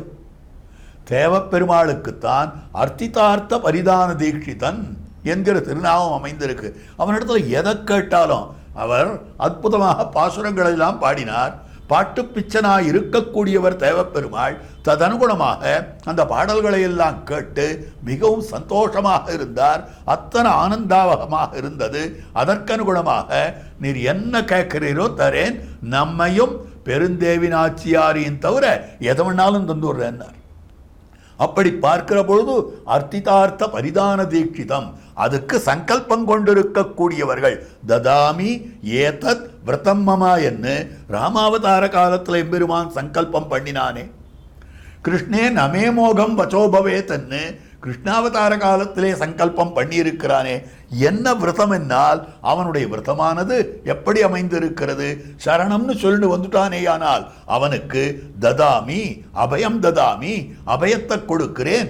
ஏதத் விரதம் மமா, இது என்னுடைய விரதம், என்னுடைய சங்கல்பம் என்ன அவன் சங்கல்பம் பண்ணி கொண்டிருக்கிறானே. அதே சங்கல்பத்தை தான் தேவப்பெருமாள் தாமும் பண்ணி கொண்டிருக்கிறார். ஆரார் என்னென்ன கேட்கிறார்களோ அவர்களுடைய கேட்புக்கு அவர்களுடைய பிரார்த்தனைக்கு அனுகுணமாக நல்லவற்றை கொடுப்பேன். ஆக அவர்கள் கேட்கும்படியான சொந்த விஷயமாய் அமைந்திருக்கக்கூடியவற்றை நியாயமான அதனை அடியேன் நான் கொடுப்பேன் என்று தேவப்பெருமாள் தெரிவிக்கக்கூடிய வார்த்தையாக அமைந்திருக்கிறது. அர்த்திதார்த்த பரிதான தீட்சிதம், அதில் தீட்சிதனாக அமைந்திருக்கிறான், விரதம் பூண்டவனாக அமைந்திருக்கிறான். அவன் ஆறுன்னு கேட்டா சர்வபூத சுகிருதம் தயாநிதி. கீதாச்சாரியனான கண்ணன் பெருமான் தாம் காட்டியிருக்கக்கூடிய திருவாக்கு சுகிருதம் சர்வபூதானாம், நான் எல்லாருக்கும் சர்வபூத சௌஹார்தத்தை கொண்டிருக்கிறேன்னு காட்டியிருக்கிறான். எல்லா ஜீவாத்மாக்களிடத்திலேயும் நான் சுகிருத்தாக இருக்கிறேன், நன்மையுடையவனாக இருக்கிறேன், நண்பனாக இருக்கிறேன், நட்பு பாராட்டுபவனாக இருக்கிறேன் என்ன எம்பெருமான் தான் தெரிவித்திருக்கக்கூடிய அற்புதமான திருவாக்கு அமைந்திருக்கிறது. அதனால்தான் சர்வபூத சௌஹார்தம் அவனுடையது அப்படின்னு சொல்லப்படுது. அழகிய மணவாள பெருமாள் நாயனார் ஆச்சாரியர்களுடைய உபக்கிரமத்தில் இப்படி ஒரு வழி கொண்டு வரார். என்ன கொண்டு வரார்னா, எம்பெருமான் இருக்கிறானே அவன் சாஸ்திரங்களை கொடுத்தான். எதுக்கு சாஸ்திரங்களை கொடுத்தான்னா அவரவர்கள் பகுத்து தெரிந்து கொள்ளுவதற்காக. எதை பகுத்து தெரிந்து கொள்ளுவதற்காகவென்னால் நல்லதையும் தீயதையும் பகுத்து தெரிந்து கொள்ள வேண்டும். சரி, நல்லதையும் தீயதையும் பகுத்து தெரிந்து கொள்ள வேண்டும் என்றால் என்ன பிரயோஜனம்? அதனால்னா நல்லதை பற்றுவதற்காகவும் தீயதை விடுவதற்காகவும் நல்லதையும் தீயதையும் பிரித்து இவர்கள் தெரிந்து கொள்ள வேண்டும் அப்படின்னு சொன்னார். சரி, இதுக்கு என்ன பலன் அப்படின்னு கேட்டார். ஆக விட வேண்டியதை விட்டால் விட வேண்டியது துக்கம், அந்த துக்கத்தை விடுவார்கள். பற்ற வேண்டியது என்றால் வீடு பேரான மோட்ச சாம்ராஜ்யம், அதனை பற்றி கொள்ளுவார்கள் என்று காட்டப்படுறது. அப்படி இருக்கிற பொழுது விட வேண்டியது எதுன்னா இந்த சம்சாரம், பற்ற வேண்டியது எதுன்னா பரமபதமாக அமைந்திருக்கக்கூடியது. சரி, இந்த சம்சாரம் வருவதற்கு என்ன விஷயமான காரணமாக அமைந்திருக்கிறதுனால் நம்முடைய கர்மம். நம்முடைய கர்மங்கள் தான் தொடர்ந்து பரம்பரையாக சொல்லிட்டு வர நம்முடைய கர்மங்கள் தான். சரி, மோட்சம் கிடைக்கிறதுக்கு எது காரணமாய் அமைந்திருக்கிறதுனா அவனுடைய கிருபை, அவனுடைய கருணை. இப்போ பார்க்கணும், நம்முடைய கர்மம் ஒரு பக்கம், அவனுடைய கிருபை. நம்முடைய கர்மத்துக்கு எது காரணம்னு கேட்டார். ஒன்றுன்னா அடி ஆராய்ந்து கொண்டு வருகிறார். அதில் அப்ப நம்முடைய கர்மத்துக்கு எது காரணம்னா நம்முடைய அவித்யை, அஜ்ஞானம். சரி, அவனுடைய கிருபை நம்ம பேர்ல வரத்துக்கு என்ன காரணம்னா சௌஹார்தம். அவனுக்கு நம்ம பேர்ல இருக்கக்கூடிய நட்பு தவிர மத்தொன்னும் கிடையாது. சரி, அந்த நட்பு இன்னாருக்கு தான் உண்டு, இன்னாருக்கு கிடையாது என்பது கிடையாது. அவன் எல்லாரிடத்திலேயும் ஒரே விதமான நட்பை பாராட்டி கொண்டிருக்கிறான். ஒரே விதமான நல்லெண்ணத்தை உடையவனாக அமைந்திருக்கிறான். அனைத்துலகும் வாழ வேண்டும் என்கிற எண்ணத்தோடே கூடியிருக்கிறான்.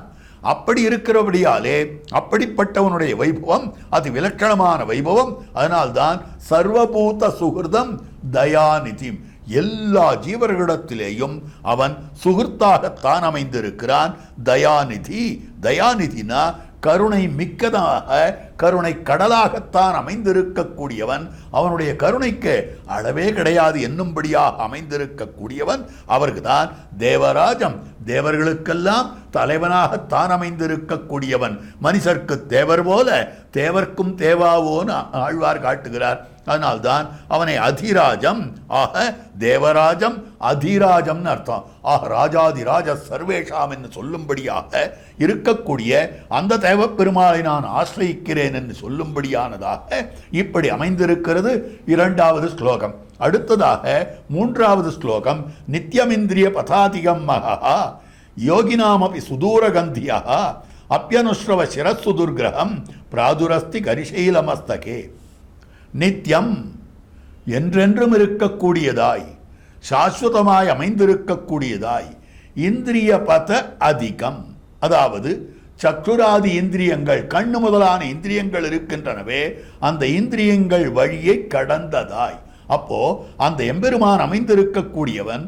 ஆக அந்த எம்பெருமானை இந்திரியங்களை கொண்டு அறிய முடியுமானா முடியாது. அதுதான் முதல்லயே விண்ணப்பம் பண்ணினேன். மனநக மலமர மலர்மிசை எழுதரும் மனனுணர் வளவிலன் பொறியுணர் வவையிலன். ஆக நம்முடைய இந்திரிய கோச்சரம் இல்லையே. சேயன் அணியன் எவர்க்கும் சிந்தைக்கும் கோச்சரமல்லன். ஆக எவர்க்கும் சிந்தைக்கும் கோச்சரமல்லன், எட்டாதவனாக அமைந்திருக்கக்கூடியவன். ஆக சரி, நமக்குத்தான் முடியாது, நம்மால் அவனை சேவிக்க முடியாது, நம்மால் அவனை அனுபவிக்க முடியாது, நம்மால் முழுமையாக அவனை ஈடுபட முடியாது.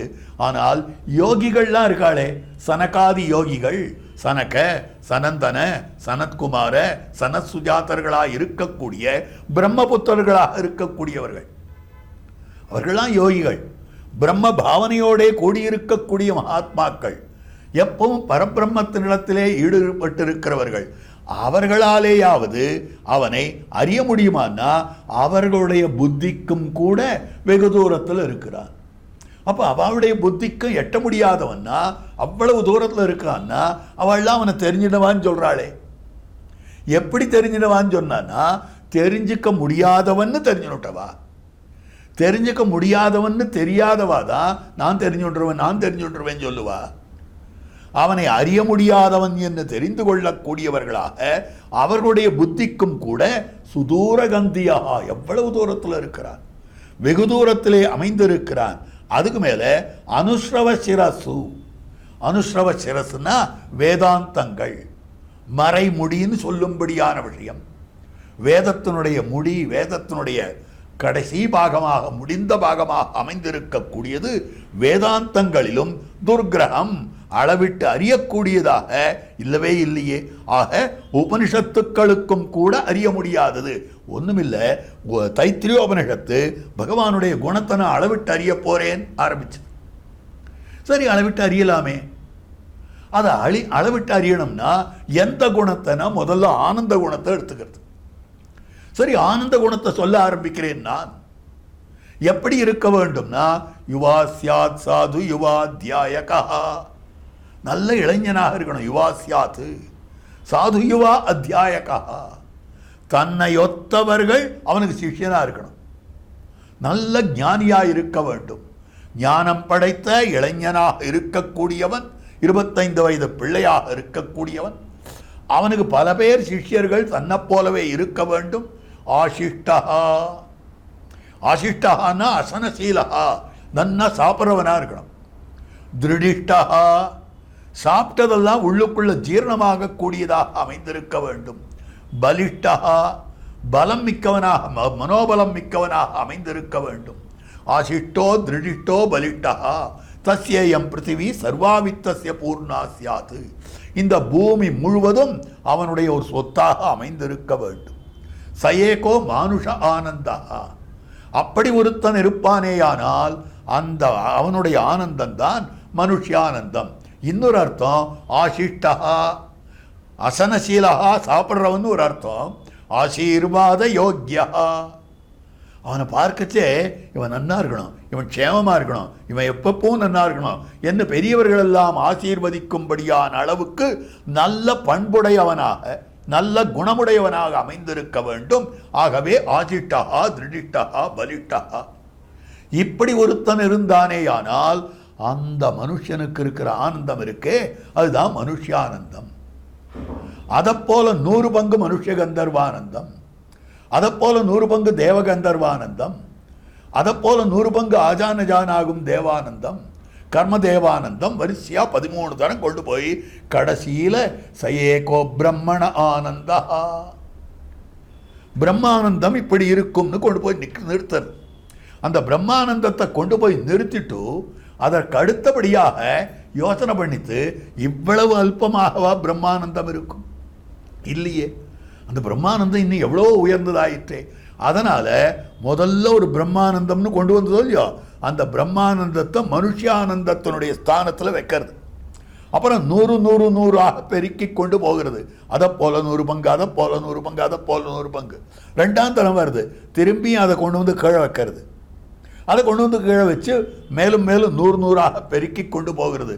இன்னமும் பண்ணி கொண்டிருக்கிறது. இதோ வாச்சோ நிவர்த்தந்தே அப்பிராப்பிய மனசாசா ஆனந்தம் பிரம்மணோ வித்வான். ஆக அந்த பிரம்மானந்தத்தை இன்னமும் அளவிட்டு அறிய முடியவில்லை அப்படின்னு சொல்லும்படியான விஷயம். அதைத்தான் அனுஸ்ரவ சிரசு துர்கிரகம், வேதாந்தங்களாலும் கூட அளவிட்டு அறிய முடியாததாய் அமைந்திருக்கக்கூடிய அத்தனை பெரிய வைபவம் படைத்தவனாக இருக்கக்கூடியவன். ஆக அந்த தேவப்பெருமாளாகிற தேஜஸ், அந்த தேவப்பெருமாளாகிற தேஜஸ் மகா தேஜஸாக அமைந்திருக்கிறது. எங்கே எழுந்தருளி இருக்கிறதுனா பிராதுரஸ்தி கரிசைலமஸ்தகே, அந்த ஹஸ்தி சைலத்தின் மேலே அப்படி பிரகாசித்துக் கொண்டிருக்கிறது. அதுதான் காட்டக்கூடிய விஷயம். வேதாந்த விழுப்பொருளின் மேலிருந்த விளக்காக அமைந்திருக்கக்கூடியது வேடார் திருவேங்கடம் மேய விளக்கே. திருவேங்கடமலை மேல ஒரு தீபம் இருக்கிறது, அதுதான் திருவேங்கடமுடையான் என்னும்படியான தீபம். அதே மாதிரியாக ஹஸ்திகிரி மலையிலே இருக்கக்கூடிய தீபம் அவர்தான் தேவப்பெருமாளாகிற தீபம். நித்தியம் இந்திரிய பதாதிகம் யோகினாமபி சுதூரகந்தியா அப்பியனுஸ்ரவ சிரசு துர்கிரகம் பிராதுரஸ்தி கரிசைலமஸ்தகே என்று சொல்லும்படியானதாக அற்புதமான விஷயம். அதாவது அந்த தேவப்பெருமாளாகிற அந்த தேஜஸ் இருக்கிறதே, அந்த தேஜஸை யோகிகளெல்லாமும் அணுக முடியாததான அப்படிப்பட்ட தேஜஸாக அமைந்திருக்கிறது. வேதாந்தத்துக்கும் எட்டாவதுதான தேஜஸாக அமைந்திருக்கிறது. நேர போய் திருவத்தி மாமலையில் நாம சேவிச்சுடுறதா? ஆஹா, அந்த தேஜஸ் திருவத்தி மாமலையிலே ஹஸ்திகிரியிலே நாம் போய் சேவித்து விடலாம் என்று சொல்லும்படியானதாக அமைந்திருக்கக்கூடிய விலக்கண தேஜஸ்ன்னு காட்டுகிறார்கள். அடுத்ததாக 4வது ஸ்லோகமாக அமைந்திருக்கிறது வல்லிகா ஸ்ருதி மதல்லிகாமயி ஏன பல்லவித விஸ்வசாக்கையா ஸ்வஸ்ரீயா கரிகிரேர் அனுக்கிரியாம் வஷ்டி மிருஷ்ட வரதம் தமாஸ்ரயே என்று சொல்லும்படியான வார்த்தையாக அமைந்திருக்கிறது. ஆக மிருஷ்ட வரதம், ஆக வஷ்டி மிருஷ்ட வரதம் தமாஸ்ரயன்னா பரிபூர்ணமாய் அமைந்திருக்கக்கூடிய தேவப்பெருமாள், அதுக்கு மேற்பட பரிசுத்தமாய் அமைந்திருக்கக்கூடிய தேவப்பெருமாள். ஆக தேவப்பெருமாளை காட்டுகிற போது சுத்தனாகவும் இருக்கிறான், முழுமையானவனாகவும் இருக்கிறான் என்று காட்டக்கூடிய விஷயம் இந்த இடத்துல காட்டக்கூடிய வார்த்தையாக அமைந்திருக்கிறது. ஸ்ருதி வேதம் இருக்கிறதே, அதனை ஒரு கொடியாக நிரூபணம் பண்ணி இருக்கக்கூடியது, ஓமித்து இருக்கக்கூடியதாக அமைந்திருக்கிறது, ரூபகமாக அமைந்திருக்கிறது. ஆக கரிகிரியாய் அமைந்திருக்கக்கூடிய மலை என்ன, அதுக்கு மேற்பட ஒரு கொடி என்ன, இது ரெண்டுத்துக்கும் ஸ்லேஷம். அதாவது ஒரே விஷயத்தை 2 விஷயத்துக்கு பொருத்தமாக காட்டியிருக்கக்கூடியதாக அமைந்திருக்கிறது. ஸ்ருதி மதல்லிகா மிகவும் சிரேஷ்டமாக இருக்கக்கூடிய வேதம். ஆக ஸ்ருதி மதல்லிகா மயி வல்லிகா கொடியானது மிகவும் சிரேஷ்டமாக இருக்கக்கூடிய வேத கொடி. அப்போ பார்க்கிற பொழுது ஹஸ்திகிரி மாமலை இருக்கே அதை எப்படி சொல்லணும்னா வேதவல்லி, வேதவல்லின்னு சொல்லணும். வேதமாகிற கொடியாக தான் அமைந்திருக்கக்கூடியது. ஆக அதில் என்னென்ன இருக்குன்னாக்கா, ஒரு கொடின்னு சொன்னால் அந்த கொடிக்கு எதனால் அழகுன்னா, அந்த கொடிக்கு பலவிதமாக அமைந்திருக்கக்கூடியதான தளிர்கள் இருக்கின்றனவே, அந்த தளிர் தான் அந்த கொடியை அழகுபடுத்தக்கூடியதாக அமைந்திருக்கிறது. அதனால்தான் ஏன பல்லவித்த விஸ்வசாக்கையா, ஆக தேவபிரான் என்னும்படியான தேவப்பெருமாள் என்னும்படியான தளிரை உடைத்தாக இருக்கக்கூடிய கொடி. ஏன்னா தளிர்னா மிருதுவா இருக்கும், மென்மையா இருக்கும். எம்பெருமானுடைய திருக்கல்யாண குணங்களிலே மார்தவம், மார்தவம் என்னும்படியான அற்புதமான கல்யாண குணம் அல்லது சுகுமாரமாயிருக்கும், தொட்டா மெத்து மெத்துன்னு இருக்கும். அதனால மென்மை தேவப்பெருமாளுக்கு அமைந்திருக்கக்கூடிய சௌகுமாரியம், தேவப்பெருமாளுக்கு அமைந்திருக்கக்கூடிய மார்தவம், ஆக பகவத் கல்யாண குணங்களாக இருக்கக்கூடியது பூர்ணமாக தேவப்பெருமாளிடத்திலே அமைந்திருக்கிறது. ஆகவே அந்த தேவப்பெருமாளை தளிராக சொல்லும்படியான விஷயமாக அமைந்திருக்கிறது. ஆக அதற்கனுகுணமாக சாக்கைகளையும் கொண்டதாக அமைந்திருக்கக்கூடியது. அப்படி பார்க்கிற பொழுது இந்த ஹஸ்திகிரியான இந்த கொடியானது தான் தேவப்பெருமாள் என்னும்படியான தளிர கொண்டிருக்கிறது, தேவப்பெருமாள் என்னும்படியான கிளையை கொண்டதாகத்தான் அமைந்திருக்கக்கூடியது அப்படின்னு சொல்லும்படியான விஷயம். அப்போ கொடிக்கு சொல்லுகிற போது அந்த கொடியில எத்தனையோ தளிர்கள் எல்லாம் இருக்கும், ஆக கிளைகள் எல்லாம் இருக்கும்னு சொல்லும்படியான விஷயமாக இருக்கிறது. அதுக்கு மேல தேவபிரானாலே தளிர் பெற்ற எல்லா கிளைகளையும் உடைத்ததாக இருக்கிறது. இப்போ தேவபிரானால தான் கொடியானது தளிரும் கிளையும் பெற்றிருக்கிறது அப்படின்ற அர்த்தம் இதில் காட்டி கொடுத்திருக்கிறார். ஸ்வஸ்ரீயா கரிகிரேர் அனுக்கிரியாம் வட்டிமிருஷ்ட வரதம் தமாஸ்ரயே. ஆக ஸ்வஸ்ரீயா தன்னுடைய சோபையினாலே ஹஸ்திகிரி மாமலையினுடைய சாமியத்தை விரும்புகின்றது கொடி. பார்க்கிறது கொடி பார்த்து தான் நாம கூட ஹஸ்திகிரி போலையே இருக்கணுமே. ஏன் ஹஸ்திகிரி ஹஸ்திகிரி மலை மேலே மிருதுவாய் இருக்கக்கூடிய தளிர் போன்ற தேவப்பெருமாள் இருக்கார், நமக்கும் தளிர் வேணுமே. அதுக்கு மேல ஹஸ்திகிரி மலையானது வேதஸ்தானத்தில் இருக்கிறது, சாக்கைகள் இருக்கின்றன, அதே மாதிரி நமக்கும் கிளைகள் வேணுமே. அத்தனையும் தேவப்பெருமாள் அருளாலே தாம் பெற்று அந்த தேவப்பெருமாளை பூர்ணனாய் இருக்கக்கூடிய தேவப்பெருமாளை ஆசிரியிக்கிறேன்னு காட்டுறார். அப்படி இருக்கக்கூடிய தேவப்பெருமாள் தான் பூர்ணமாக இருக்கிறார். இதம் பூர்ணம் அத பூர்ணம் பூர்ணாத் பூர்ணமுதிருச்யதே பூர்ணஸ்ய பூர்ணமாதாய சர்வமேவாவசிஷ்யதே சர்வம் பூர்ணம் சகோம். உபனிஷத் காட்டுகிறது இதம் பூர்ணம் அத பூர்ணம். இங்கிருக்கக்கூடிய அந்தர்யாமி பூர்ணமாய் இருக்கிறான், அங்கிருக்கக்கூடிய பரமபதநாதனும் பூர்ணமாய் இருக்கிறான். அந்த பரமபதநாதன் தான் நேராக வியோக வாசுதேவ மூர்த்தியாக வந்தான், அவனும் பூர்ணனாக இருக்கிறான். அதற்கு அனுகுணமாக பார்க்கிற பொழுது அந்த வியோக வாசுதேவ மூர்த்தி தான் ராமகிருஷ்ணாதி அவதாரங்கள் விபவாவதாரம் பண்ணினான், அங்கும் பூர்ணமாய் இருக்கிறான். அவன்தான் அர்ச்சாமூர்த்தியாகவும் பூர்ணமாய் இருக்கிறான். அந்த அர்ச்சாமூர்த்தி தான் காஞ்சி தேவப்பெருமாளானபடியாலே பூர்ணன், எல்லா விதத்தாலும் முழுக்க வியாபித்து இருக்கிறான். விஸ்வம் விஷ்ணு வஷட்காரகான்னு சொல்லும்படியாக எல்லா இடத்திலேயும் பூர்ணமாக வியாபித்திருக்கக்கூடியவன் இப்ப அத்திமாமலையிலே நாமெல்லாம் சேவிக்கும்படியாக எழுந்தருளியிருக்கிறான் தேவப்பெருமாளாக என்று காட்டக்கூடிய விஷயம். இவன் தான் பூர்ணன், முழுமையானவன் காட்டக்கூடியது. அதுக்கு மேல பரிசுத்தன், அத்தனை சுத்தமாக எழுந்தருள் இருக்கக்கூடியவன், ஆச்சார பிரதானாக எழுந்தருள் இருக்கக்கூடியவன். ஆறாரவனை அடைகிறார்களோ அத்தனை பேரும் சுத்தியோகத்தை அடைந்து விடுகிறார்கள். இதைத்தான் காட்டுகிறார் திருப்பாணாழ்வார். அமலன் விண்ணவர்கோன், அமலன் விண்ணவர்கோன் வட்டிமிருஷ்ட வரதம் தமாஸ்ரயே என்று காட்டும்படியான விஷயமாக அமைந்திருக்கிறது. அப்ப பார்க்கிற பொழுது மிருஷ்டதம் மிருஷ்ட வரதம், அப்படிப்பட்ட பூர்ணனான வரதனாக அமைந்திருக்கிறான், பரிசுத்தனான வரதனாக அமைந்திருக்கிறான் காட்டுகிறார். ஆக அப்படி பார்க்கிற பொழுது தோஷமற்றவர் பெருமாள். யார் யார் அவனை அடைந்தாலும் கூட அவர்களுடைய தோஷங்கள் எல்லாம் போகின்றன. பெருமாள் தாம் தோஷம் இல்லாமல் இருக்கிறார், அது பெருமை கிடையாது. யார் யார் அந்த எம்பெருமானை அடைகிறார்களோ அவர்களுடைய தோஷங்களையும் போக்கக்கூடியவராக எழுந்தருள் இருக்கக்கூடிய அந்த எம்பெருமானை ஆசிரியிக்கிறேன் என்று 4வது ஸ்லோகத்தாலே காட்டி கொடுத்திருக்கிறார். அதுக்கு மேல 5வது ஸ்லோகத்தாலே எம்பரோக்ஷம் உபதேசதஸ்திரை நேதி நேதி பரபரியுதா சதா பக்தியஸ்தம் அபரோக்ஷமீக்ஷயதி ஏஷதம் கரிகிரிம் தமாஸ்ரயே. இது 5வது ஸ்லோகம். த்ரயின்னா வேதம். வேதம்னா பிருகதாரண்யகாதி உபனிஷத்துக்கள் எல்லாம் இருக்கின்றனவே, அது என்ன காட்டுறதுன்னா இத்தினா பரபிரம்மம் இப்படி இருக்குமா, இவ்வளவு இருக்குமா, இவ்வளவு இருக்குமான்னு கேட்டால் அங்கு சொல்லக்கூடிய வார்த்தையாக அமைந்திருக்கக்கூடியது நேத்தி, இப்படி இல்லை, இப்படி இல்லை, இப்படி இல்லை என்று சொல்லும்படியான விஷயமாக அமைந்திருக்கே ஒழிய இப்படித்தான் பகவான் இருக்கிறான்னு வேதாந்தத்தால் சொல்ல முடியல. பகவான் இதை போல இருப்பானா இல்லை, இதை போல இருப்பானா இல்லை, இதை போல இருப்பானா இல்லை, இப்படித்தான் வேதாந்தம் சொல்லிக் கொண்டிருக்கக்கூடியது நேத்தி. ஆக வேதமானது பிருகதாரண்யக உபனிஷத்தானது இப்படி இல்லை, இவ்வளவல்லன் இந்த மாதிரி இருப்பதில்லை என்று சொல்லக்கூடிய பரபரியுதாசதா மேலும் மேலும் மறுத்து கொண்டே போகிறது. ஒரு விஷயத்தை சொன்னா இப்படி இருக்குமான்னா இது போராது, இது போராது, இது போராதுன்னு சொல்லிட்டே போறது. அப்படிப்பட்ட எம்பெருமானை, ஆக அப்படி சொல்லப்படுவதாய் அமைந்திருக்கக்கூடிய அந்த தேவப்பெருமாள் இருக்கிறாரே, அவரை பரோக்ஷம் இந்திரியங்களுக்கு வெளிப்பட்டவனாய், அந்த எம்பெருமான் இந்திரியங்களுக்கு உட்பட்டவனான்னா கிடையவே கிடையாது.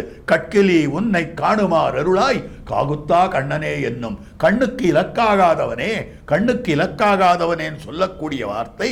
ஆகவே இந்திரியங்களுக்கு எட்டாதவனாக அப்படின்னா என்ன அர்த்தம்? அபரிச்சின்னன், யாராலும் அவனை அளவிட்டு அறிய முடியாது. அனந்தம் பிரம்மான்னு முதல்லையே விண்ணப்பம் பண்ணினேன். ஆக எல்லையற்றவனாக அமைந்திருக்கக்கூடியவன். அப்படிப்பட்ட எம்பெருமானை எல்லையற்றவன் வேதாந்தம் சொல்லி நின்னதோ அந்த தேவப்பெருமாளை, அந்த எம்பெருமானை ஏஷா இந்த ஹஸ்திகிரியானது என்ன பண்ணுகிறதுனால், ஏஷா இந்த மலையானது என்ன பண்ணுகிறது? அபரோக்ஷமேக்ஷயதி.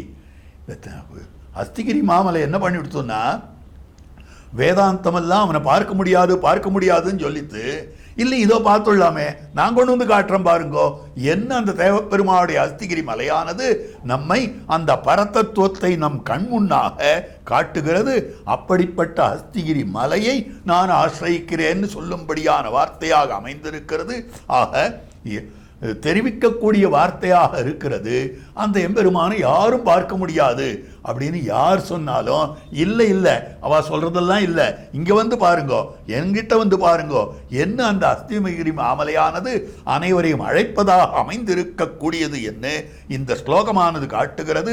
எம்பரோக்ஷம் உபதேசதஸ்திரயி நேதி பரபரியுதாசதா பக்தியஸ்தம் அபரோக்ஷம் ஈக்ஷயதி ஏஷதம் கரிகிரிம் சமாஸ்ரயே என்னும்படியான அற்புத ஸ்லோகமாக அமைந்திருக்கிறது. ஆக இந்த வண்ணமாக முதல் 5 ஸ்லோகங்களுடைய அர்த்தங்களை ஒருவாறாக இந்த கோஷ்டியிலே நாம் அனுபவித்திருக்கிறோம்.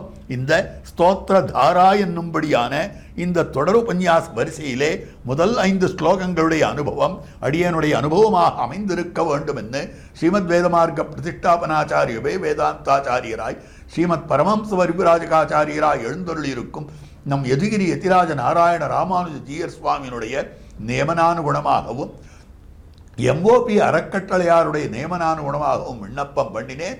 கோஷ்டியாருடைய திருவடித்தாமரைகளுக்கு வாழி வாழி வாழி என்று பல்லாண்டு பாடிக்கொண்டு ஸ்ரீ சுவாமியினுடையவும் அறக்கட்டளையாருடையவும் திருவடித்தாமரைகளுக்கு வாழி வாழி வாழி என்று பல்லாண்டு பாடிக்கொண்டு க்ஷமிக்கும்படியான பிரார்த்தனையோடு அடியனுடைய வார்த்தைகளை நிறைவுறுத்துகிறேன்.